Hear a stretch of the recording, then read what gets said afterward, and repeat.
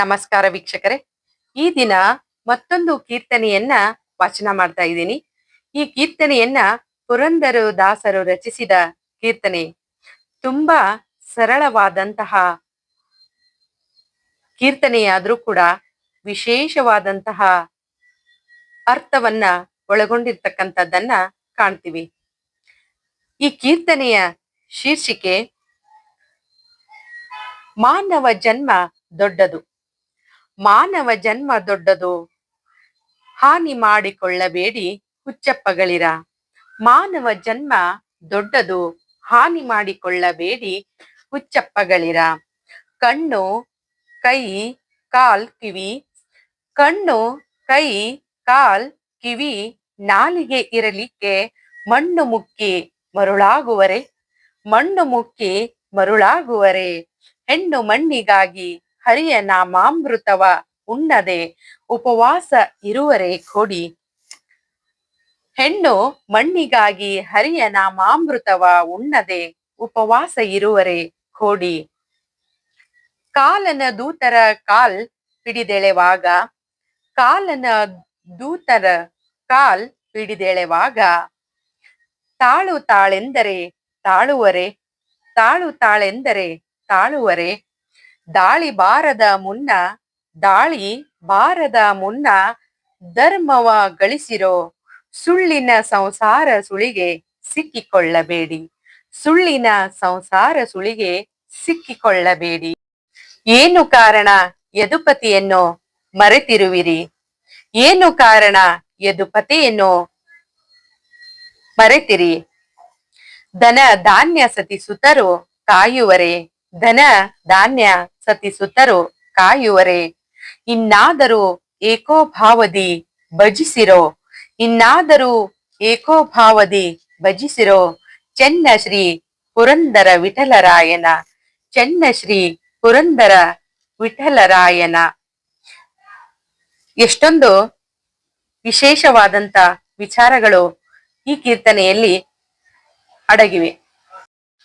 ಎಲ್ಲ ಪಶು ಪಕ್ಷಿಗಳಿಗಿಂತ ಮಾನವ ಜನ್ಮ ದೊಡ್ಡದು ಅಂತಕ್ಕಂಥ ವಿಚಾರವನ್ನ ಪುರಂದರ ದಾಸರು ಇಲ್ಲಿ ಹೇಳ್ತಕ್ಕಂಥದ್ದನ್ನ ಕಾಣ್ತೀವಿ.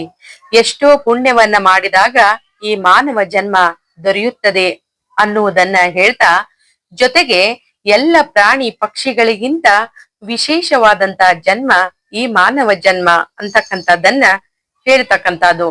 ಆದ್ರೆ ಇಂಥ ಮಾನವ ಜನ್ಮವನ್ನ ಯಾಕೆ ಹಾಳು ಅಥವಾ ಹಾನಿ ಮಾಡಿಕೊಳ್ಳುತ್ತಿರುವಿರಿ ಹುಚ್ಚಪ್ಪಗಳಿರ ಅಂತ ತಿಳಿ ಹೇಳ್ತಕ್ಕಂಥದ್ದನ್ನ ಕಾಣ್ತೀವಿ. ದೇವರು ನಮ್ಗೆ ಕೈ ಕಾಲು ಬಾಯಿ ನಾಲಿಗೆ ಎಲ್ಲವನ್ನು ಕೊಟ್ಟಿದ್ದಾನೆ. ಆದರೆ ಇಷ್ಟೆಲ್ಲ ಜೊತೆಗೆ ಜ್ಞಾನವನ್ನು ಕೊಟ್ಟಿದ್ದಾನೆ. ಆದರೆ ಅದನ್ನು ಉಪಯೋಗಿಸಿಕೊಳ್ಳಲಾರದೆ ಮಣ್ಣು ಮುಕ್ಕುತ್ತಿರುವಿರಿ ಏಕೆ ಅನ್ನುವ ಸಂದೇಶವನ್ನು ಇಲ್ಲಿ ಹೇಳ್ತಕ್ಕಂಥದ್ದನ್ನ ಕಾಣ್ತೀವಿ.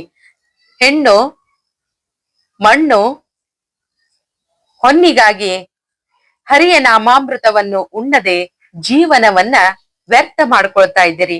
ಹೆಣ್ಣು ಮಣ್ಣು ಹೊನ್ನು ಇವು ಶಾಶ್ವತ ಅಲ್ಲ, ಅಶಾಶ್ವತ. ನಮ್ಮ ಮನಸ್ಸಿಗೆ ನೆಮ್ಮದಿಯನ್ನ ಕೊಡ್ತಕ್ಕಂಥದ್ದು ಹರಿನಾಮ ಸ್ಮರಣೆ ಅಂತಕ್ಕಂಥದ್ದು. ದೇವರನ್ನ ನೆನೆಸ್ಬೇಕು. ಪುರಂದರ ವಿಠಲರಾಯರು ಅಂತಕ್ಕಂಥ ವಿಚಾರವನ್ನ ಇಲ್ಲಿ ಹೇಳ್ತಕ್ಕಂಥ ದೇವರ ನೆನೆಸ್ಬೇಕು. ದೇವರನ್ನ ನಾಮಸ್ಮರಣೆ ಮಾಡ್ಬೇಕು. ಜೊತೆಗೆ ನಮ್ಮ ಹುಟ್ಟಿದೀವಿ ಅಂದ ನಂತರ ನಮ್ಮ ಹುಟ್ಟಿನ ಹಿಂದೆನೆ ಸಾವನ್ನು ಕೂಡ ಹೊತ್ತುಕೊಂಡೇ ಬಂದಿದೀವಿ ಅಂತ ಅರ್ಥ. ಯಾವಾಗ ನಮ್ಮ ಸಾವು ಅಂತಕ್ಕಂಥದ್ದು ಬರುತ್ತೆ ಅಂತಕ್ಕಂಥದ್ದು ಕೂಡ ಗೊತ್ತಿಲ್ಲ. ಅದಕ್ಕಾಗಿ ಜೊತೆಗೆ ಯಮರಾಯನು ಬಂದಾಗ ಆತನಿಗೆ ನಿಲ್ಲು ಅಂದ್ರೆ ಆತ ನಿಲ್ಲೋದಿಲ್ಲ ಅಂತಕ್ಕಂಥದ್ದು. ಕಾಲನ ದೂತರ ಕಾಲ್ ಪಿಡಿದೆಳೆವಾಗ, ತಾಳು ತಾಳೆಂದರೆ ತಾಳುವರೆ. ನಮ್ಮ ಸಾವು ಅಂತಕ್ಕಂಥದ್ದನ್ನ ಬಂದಾಗ ನಾವು ತಡಿಯಂತೆ ಅಂದ್ರ ಆ ಸಾವು ನಮ್ಮಿಂದ ಒಂದು ಕ್ಷಣ ಅಲ್ಲ, ಒಂದು ಗಳಿಗೆನೂ ಕೂಡ ತಡೆಯೋದಿಲ್ಲ. ನಾವು ನಮ್ಮ ಜೀವವನ್ನ ಕಳ್ಕೋತೀವಿ ಅಂತಕ್ಕಂಥದ್ದು. ಅದಕ್ಕಾಗಿ ಇಂಥ ದಾಳಿ ಬರುವುದಕ್ಕಿಂತ ಮುಂಚೆ ಸಾವು ಬರುವುದಕ್ಕಿಂತ ಮುಂಚೆ ಧರ್ಮವನ್ನ ಗಳಿಸಿರೋ ಅಂತಕ್ಕಂತ ವಿಚಾರ. ಸುಳ್ಳಿನ ಸಂಸಾರದ ಸುಳಿಗೆ ಸಿಕ್ಕಲು ಬೇಡಿ ಅಂತಕ್ಕಂತ ವಿಚಾರವನ್ನ ಇಲ್ಲೇ ಹೇಳ್ತಕ್ಕಂಥದ್ದು. ಸಂಸಾರ ಅಂತಕ್ಕಂಥದ್ದು ಇದ್ದೇ ಇರುತ್ತೆ, ಆದ್ರೆ ಹರಿನಾಮ ಸ್ಮರಣೆಯನ್ನ ಮಾಡ್ಬೇಕು ಅಂತಕ್ಕಂಥ ವಿಚಾರವನ್ನ ಇಲ್ಲಿಯೂ ಕೂಡ ಹೇಳ್ತಕ್ಕಂಥದ್ದನ್ನ ಕಾಣ್ತೀವಿ. ಏನು ಕಾರಣ ಯದುಪತಿಯನ್ನು ಮರೆತಿರಿ, ದೇವರನ್ನ ಯಾಕೆ ಮರೆತಿರಿ ಅನ್ನೋದು ಕಾರಣ ಗೊತ್ತಿಲ್ಲ. ಧನ ಆಗಿರ್ಬೋದು, ಧಾನ್ಯ ಆಗಿರ್ಬೋದು, ಜೊತೆಗೆ ಸತಿ ಸುತರು ಎಲ್ಲವೂ ಕೂಡ ನಮ್ಮ ಕೊನೆಯ ಗಳಿಗೆಯಲ್ಲಿ ಯಾವುದೂ ಕೂಡ ಬರುವುದಿಲ್ಲ. ನಮ್ಮ ಮನಸ್ಸಿಗೆ ನೆಮ್ಮದಿಯನ್ನ ಕೊಡ್ತಕ್ಕಂಥದ್ದು ಹರಿನಾಮ ಸ್ಮರಣೆ, ದೇವರ ಸ್ಮರಣೆ ಅಂತಕ್ಕಂತ ವಿಚಾರವನ್ನ ಇಲ್ಲೇ ಹೇಳ್ತಕ್ಕಂಥದ್ದನ್ನ ಕಾಣ್ತೀವಿ.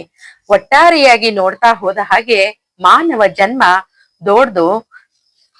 ಸಂಸಾರದ ಸುಳಿಯಲ್ಲಿ ಸಿಕ್ಕ ನಂತರ ಅತಿಯಾದ ಆಸೆ ಅಂತಕ್ಕಂಥದ್ದು ಸಹಜವಾಗಿ ಹುಟ್ಟೇ ಹುಟ್ಟುತ್ತ. ಅಂತ ಆಸೆಯಲ್ಲಿ ಸಿಲುಕಿ ಧನ ಧಾನ್ಯ ಜೊತೆಗೆ ಸತಿಸುತ್ತರು ಲೋಭಿಯಾಗಿ ಬಿಡ್ತೀವಿ ಅಂತಕ್ಕಂಥದ್ದು. ಲೋಭಿಯಾಗಿ ನಾವು ಹರಿನಾಮ ಸ್ಮರಣೆಯನ್ನ ಮಾಡುವುದನ್ನ ಬಿಟ್ಟು ಬಿಡ್ತೀವಿ. ನಮ್ಮಲ್ಲಿ ಆಸೆ ಅಂತಕ್ಕಂಥದ್ದು ಉದಯಿಸಿ ಬಿಡುತ್ತ. ಅವಾಗ ನಾವು ಯಾವ ರೀತಿಯಾಗಿ ನಮ್ಮ ವಿಚಾರಧಾರೆಗಳು ಬರ್ತಾವು ಅಂತ ಅಂದ್ರ ಹೆಣ್ಣು ಹೊನ್ನು ಮಣ್ಣಿಗಾಗಿ ಜೀವನ ಮಾಡ್ತಕ್ಕಂಥದ್ದನ್ನ ಕಾಣ್ತೀವಿ. ಇದು ಎಲ್ಲವೂ ಕೂಡ ಮುಖ್ಯ ಅಲ್ಲ. ಬೇಕಾಗಿರುವುದು ಮನುಷ್ಯನಿಗೆ ನೆಮ್ಮದಿ. ಇವು ಎಲ್ಲವನ್ನು ಕೂಡ ನಾವು ತೊರೆದು ಹರಿನಾಮ ಸ್ಮರಣೆಯನ್ನ ಮಾಡ್ಬೇಕು ಅಂತಕ್ಕಂತ ವಿಚಾರವನ್ನ ಇಲ್ಲೇ ಪುರಂದರದಾಸರು ಹೇಳ್ತಕ್ಕಂಥದ್ದಿವಿ. ಎಷ್ಟೊಂದು ಸುಂದರವಾದಂತಹ ವಿಚಾರಗಳನ್ನ ನಮಗೆ ಕೊಟ್ಟಂತಹ ಕೀರ್ತನೆಕಾರರಾದ ಪುರಂದರದಾಸರಿಗೆ ಅನಂತ ಅನಂತ ನಮನಗಳನ್ನ ಸಲ್ಲಿಸ್ತಾ ಈ ಕೀರ್ತನೆಯ ಕುರಿತಾಗಿ ಕೆಲವೊಂದಿಷ್ಟು ನುಡಿಗಳನ್ನ ಆಲಿಸಿದ ತಮಗೂ ಕೂಡ ಅನಂತ ಅನಂತ ಧನ್ಯವಾದಗಳು. ಮತ್ತೊಂದಿಷ್ಟು ವಿಚಾರಗಳ ಮೂಲಕ ಮತ್ತೆ ಸಂಧಿಸೋಣ. ಧನ್ಯವಾದಗಳು.